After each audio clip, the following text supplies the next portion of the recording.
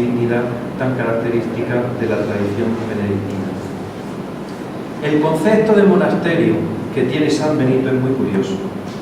El monasterio es un desierto, es decir, lugar sagrado habitado por Dios, lugar de paz y de encuentro, un lugar teológico, por tanto, es un lugar teológico, por tanto, del que los autores espirituales han hablado como paradisus claustralis, o pequeño paraíso donde se cultiva la amistad y el diálogo con Dios, y se intenta vivir en esa armonía original rota por el pecado, armonía que es también anticipo y signo escatológico. Por eso, en el horario y en la actividad monástica se busca el equilibrio, la paz y la armonía con los hermanos, con el entorno y sobre todo con Dios. Para ello, la regla benedictina regula todas las facetas posibles de la vida del monje: alimentación, vestido, descanso, trabajo, utensilio, todo. El labora hacen de la vida del monje una existencia laboriosa donde nada es pesado ni oneroso, donde la armonía y el equilibrio pretenden la apacella, es decir, la unificación interior del monje para restaurar en él la imagen de Cristo. Por eso el monje se consagra. En la regla de San Benito no encontramos los 3 votos típicos religiosos de castidad, pobreza y obediencia. El monje se consagra primero con un compromiso de estabilidad. De aquí la importancia del monasterio y de la comunidad concreta como espacio teológico. Y pertenece a ellos con un sentido responsable. Segundo, la obediencia. El monje vive entregando su voluntad bajo una regla y una base. Y se consagra con el deseo de vivir como monje. San Benito utiliza el término conversatio morum, es decir, conversión de costumbres, y ahí va toda la vida, como programa permanente. El monje, motivado por el buen celo que le lleva a no anteponer nada al amor de Cristo, como expresará San Benito, nil ante amore Christi preponere. Bien, resumiendo, es imprescindible que el monje sepa lo que es y quiera llegar a serlo. Para ello debe tener el buen celo y emplearse en las buenas obras. Segundo, es imprescindible que en este camino el acompañamiento del abad o de un padre espiritual con quien discernir, a quien dar cuenta de su vida con espíritu de fe y obediencia, y de quien va a recibir enseñanza, dirección, corrección o censura. Tercero, la obediencia es el pacto por el que el monje se compromete a obedecer para bien y progreso de su alma, y por el que el abad se compromete por el bien del monje y por su salvación, rindiendo cuentas por ello a Dios.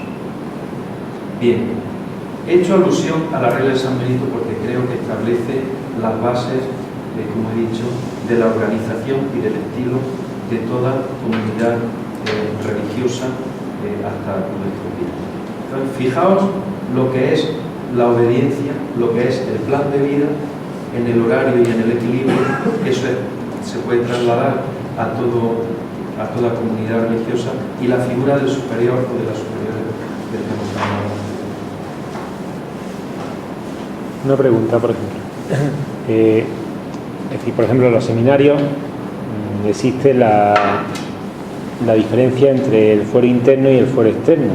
Es decir, por ejemplo, el rector del seminario no puede entrar en el fuero interno de la persona, pero sí puede hacerlo el director espiritual, mientras que el director espiritual no puede entrar en el fuero externo y el rector sí.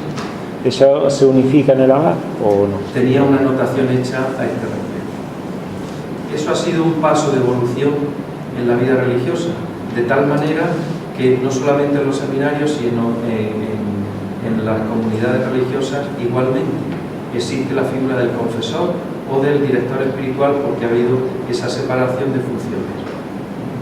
Para resguardar al superior al súbdito en su fuero interno para que eso no influya en el superior a la hora de una decisión, ha habido esa separación. Inicialmente no era así, porque el padre, el abad, era el que velaba por el orden externo. De hecho, la regla de San Benito, que habla de todas las facetas de la vida, es un texto de alguna manera legislativo. Dice cómo hay que vivir. Pero también es el responsable del fuero interno y de la conciencia del monje, porque es el que tiene la responsabilidad de rendir cuentas a Dios por él y es el responsable del progreso de su alma.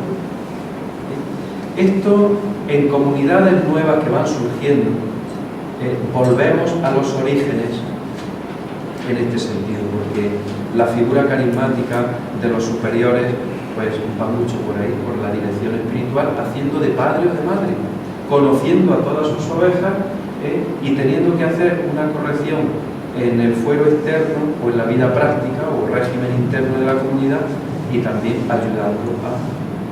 Lógicamente habrá asuntos y cosas que sean del confesor, como es lógico. En las nuevas comunidades o carismas que van surgiendo, se vuelve en este sentido a la fuente de darle a la figura del superior o de la superiora ese rol o carisma de padre o madre.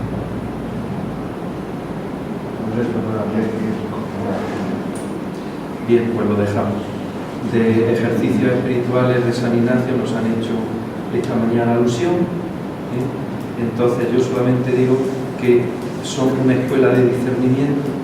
De hecho, siendo una aportación particular de un carisma propio que San Ignacio recibe, ¿qué comunidad religiosa no contempla la práctica anual de ejercicio, incluso que está en su legislación?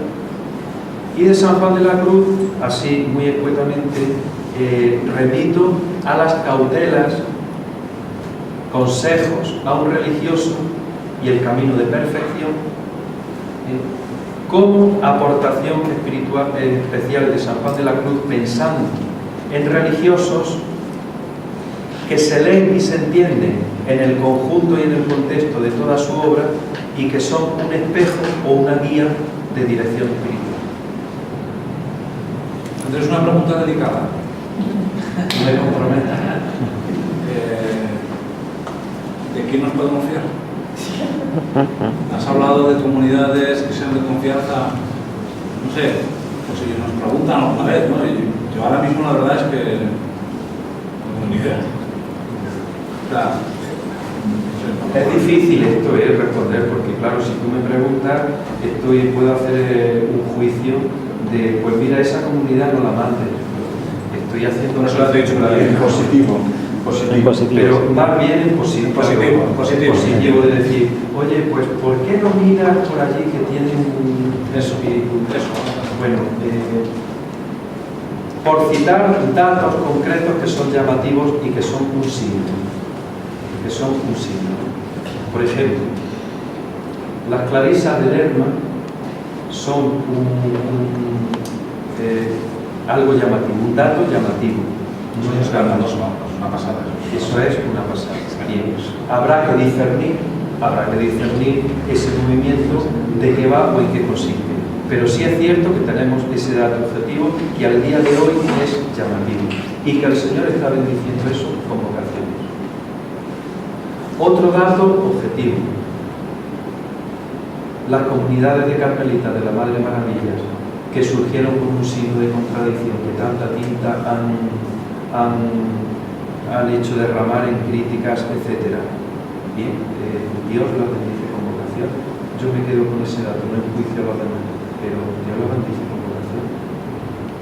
Y coinciden en lo que hemos dicho, una vida reglamentada, donde la dirección espiritual es primordial y ahí no se puede pensar en no dirección espiritual, y están asentadas en un sentido eclesial sano y en abrazar y servirse de toda esa corriente espiritual de valores tradicionales de la vida religiosa que le dan solidez y son un signo de esperanza hoy.